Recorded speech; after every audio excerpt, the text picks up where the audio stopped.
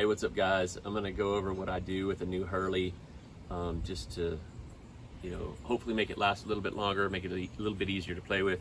Got a nice pile of ash that came in from Clonmel, Tipperary today, from Buckley Premier Hurleys. And I guess there's sort of four things I do. As you can see on this one, they rarely are finished quite right from any shop, right? You can see how the angles, they're just not even on both sides. This one's really long, this one's really short. The toe is not even as it comes down here to the toe.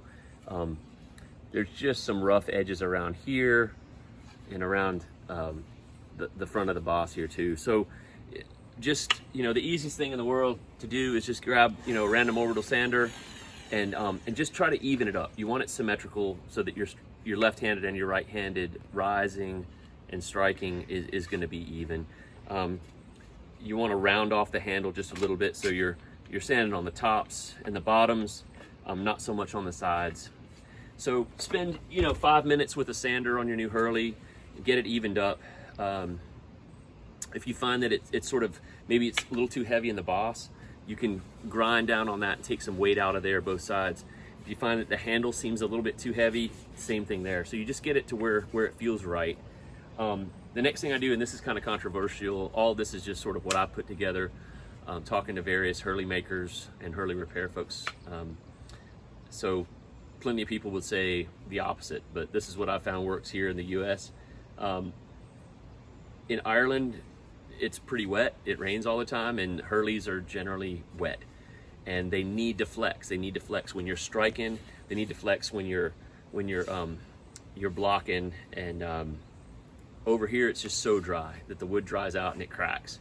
So I throw these in the tub, and I'll fill up the tub with warm water, put it in on one side for about an hour, flip it over for about an hour. That's a good start. And then I'll let it sit out in the shade for about a day and sort of acclimate, right? So the excess moisture is leaving it, and it's sort of acclimating to our climate. Then I'll take some boiled linseed oil. This is, again, lots of things you could put on a stick, but this is what I found works pretty well. And you're just putting a light coat on. So you're just gonna pour it on and maybe get a paper towel and rub it into the grain. Let it sit about 5-10 minutes, come back with another clean paper towel and wipe it. If you don't do that, it's gonna get really sticky and tacky, and it'll be sort of a mess. That's really it. One coat of linseed oil is sort of what they say. Then you can throw a grip on it, and off you go. Now, this is also kind of controversial, but it's, again, I think I've been doing this and it seems to work. There's a lot of stories, people taking a brand new Hurley, going out playing a match, and it cracks right away. And they say that you have to condition the grain for like compression and flexion slowly over time. You don't want to go out in your very first strike, you're trying to puck it 100 yards. So they say, get a wall ball and do some light striking, 10, 20 strikes the first day, set it aside, do that for about a week. And then, work up to a longer strike with a wall ball, and then walk up some easy strikes with a regular slitter, and work your way up. They say that makes them last longer. I don't know if it's true or not, but it makes sense to me. What else? Don't leave them in your car. They'll dry out, they'll get cracked. Generally, you want to store it like if you've got a shed in your garden, sort of a place it's got a little bit of humidity and it's out of the sun. That's generally best. And then sort of let's talk about, you've got a big match coming up. What do you do? So what I would do is, if I found one that I'm training with and it's working really well, about a week before the big match, I'm gonna take a light sandpaper and I'm just gonna lightly sand it. And what that's to try to do is get through that linseed oil a little bit and open up a little bit of porousness there.